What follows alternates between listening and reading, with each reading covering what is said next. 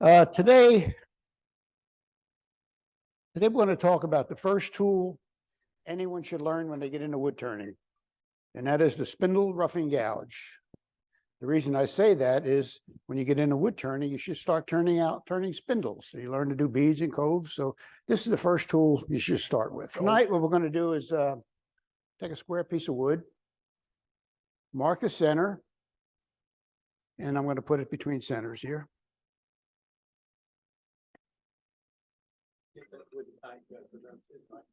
Okay, I've not lost one this week, so.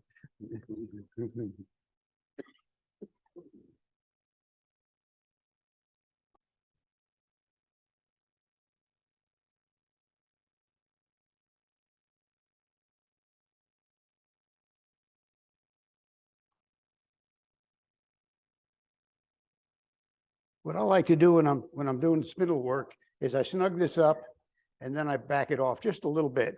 That's so as I'm turning, I can tighten up my wheel, because wood is, these things are going to dig into this wood and it's going to get loose. Always give it a twist. This really protects you. Before you put the wood in a lathe, the first thing you want to do is look at the wood. And this is, you want to inspect your wood, make sure there's nothing bad in it, no cracks or anything like that. This was pretty sound. So I'm going to go ahead and line this up. What I do, if you notice, I've got some pen marks on each end here. It's hard to line up your tool with that center if you're up here. So by putting a line on there and setting your wood parallel, you can now adjust your tool rest to the height that you want. And this is the tool we're going to use. Turn your tool sideways and line it up to that mark right there. And also I like to line it up with my lathes. Make sure you parallel this way, lock it down, lock it down. Now you're ready to turn. Using a spindle gouge is basically three cuts, three different ways to use this tool.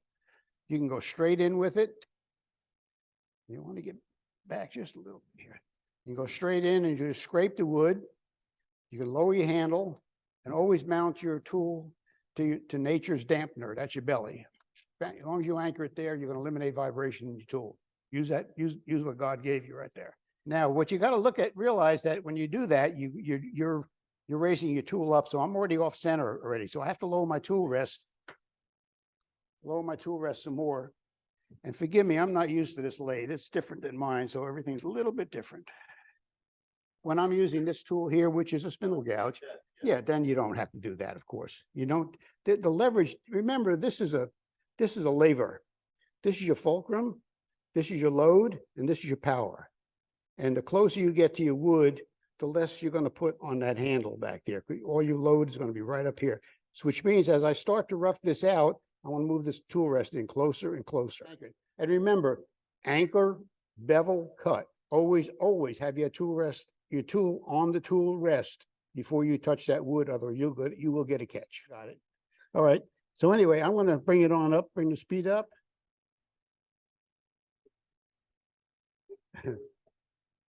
And when I get ready to cut, I don't go straight in with the wood. If you do, you're just tearing wood. If you get your tool at an angle, so you're cutting at you're slicing the wood.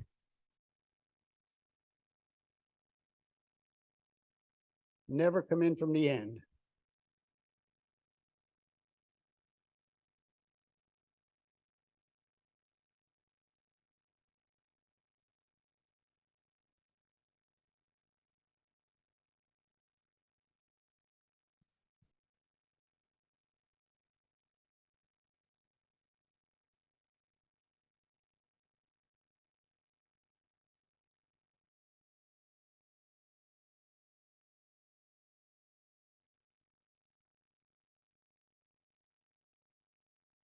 You should turn your lathe off before you do that.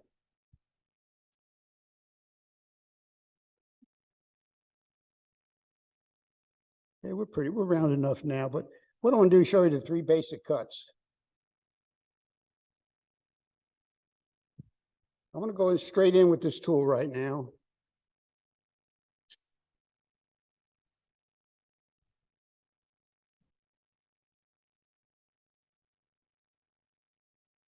That wood it's turned, but it's rough. It really is rough. Now I'm going to turn the wood just a little bit.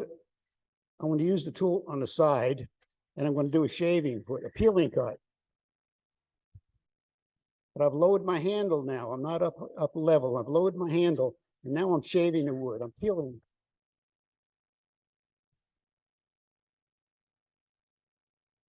And if you notice, it's smoother than it was before, but it's still not as smooth as it could be when you take your tool and you turn it about 45 degrees and in the direction of your curve. Now you're slicing the wood. You ride the bevel. See, I'm going across it. I'm dancing with the tool. I'm not doing this. Get that tool on there and just go straight across with it. Just ride that bevel. And that is so smooth, you really don't even have to sand that. So these are the three basic cuts of using this tool.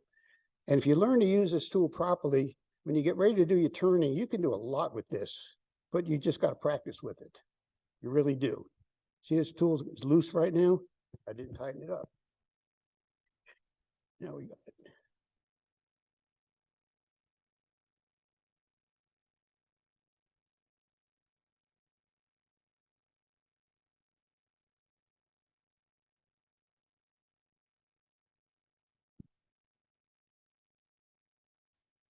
Learn to do that. You'll learn to use this tool a lot. That's pretty well it. There's not much more to this tool other than if I was to go in and not be anchored. Let me show you. I'm going to get a catch here. I'm going to go in without being anchored. I'm off this, and that's a catch. And takes a big chunk of wood out.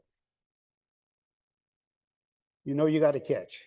As long as you're anchored, bevel, get on the bevel, raise your tool up till it starts to cut, and come across. That's all there is to it.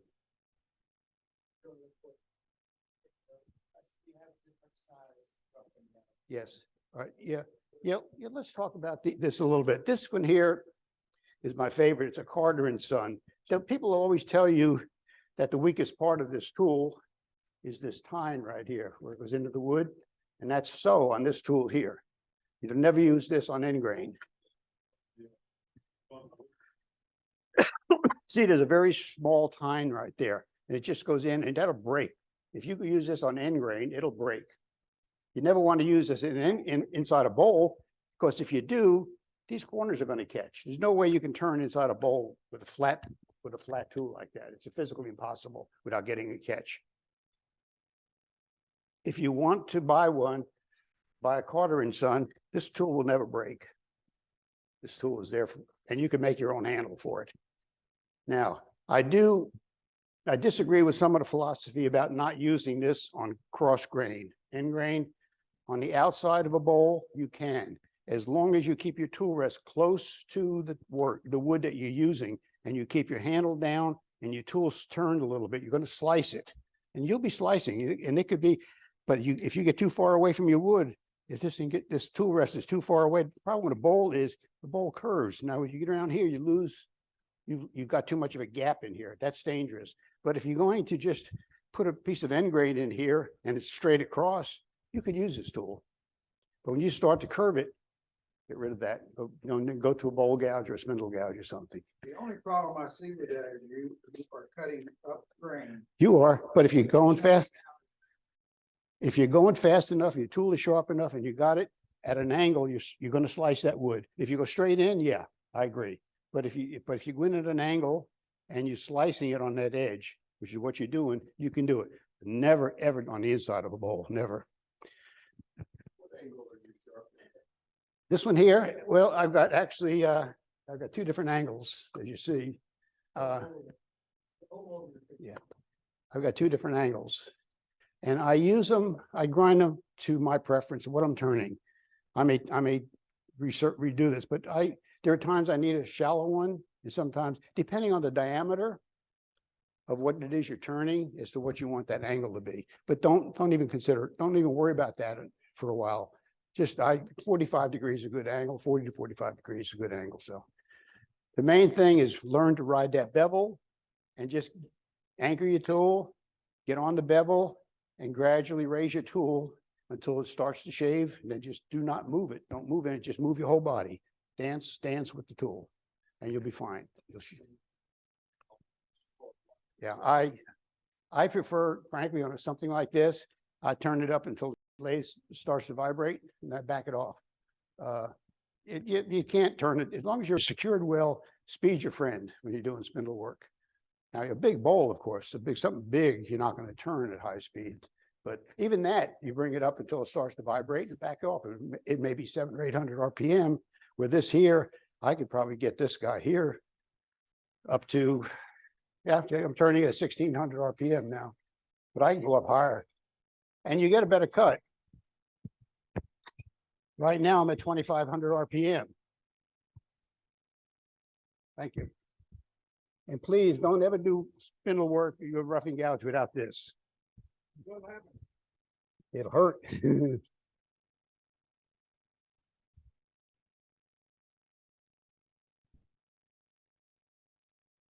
Yeah, I'm just riding the bevel.